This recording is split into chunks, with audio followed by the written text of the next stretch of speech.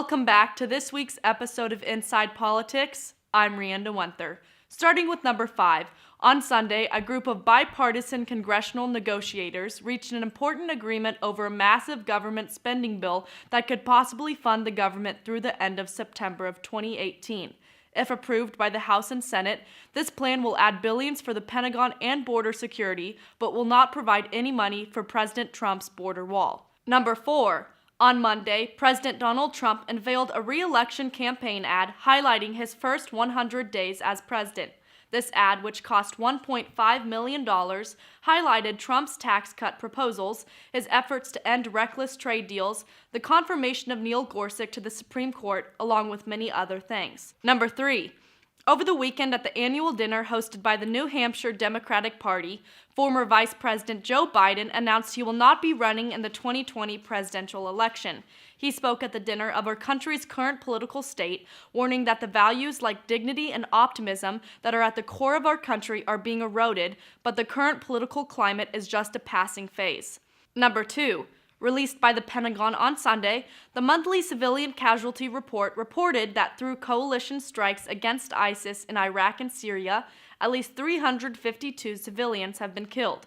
The combined Joint Task Force issued a statement in which they expressed their sympathies to the families and others affected by the strikes and regret the unintentional loss of civilian lives resulting from the efforts to defeat ISIS. And finally, number 1. This past Saturday marked President Donald Trump's 100th day in office.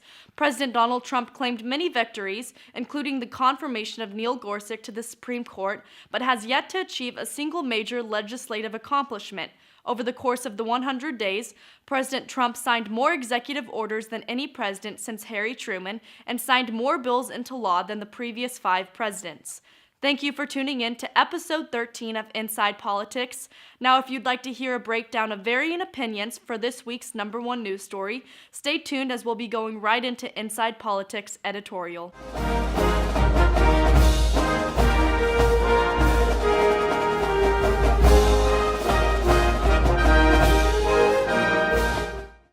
This week's number 1 news story is over President Donald Trump's first 100 days in office.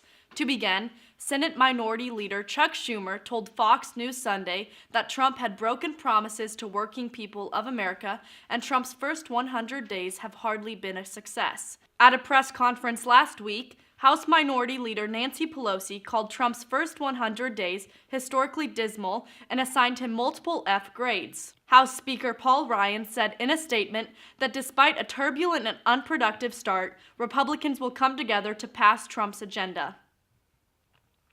That concludes this week's episode of Inside Politics and Inside Politics editorial. Thank you for tuning in, and make sure to like and subscribe to our channel to stay up to date on our weekly episodes. I'm Rianda Wenther, and I'll see you next week.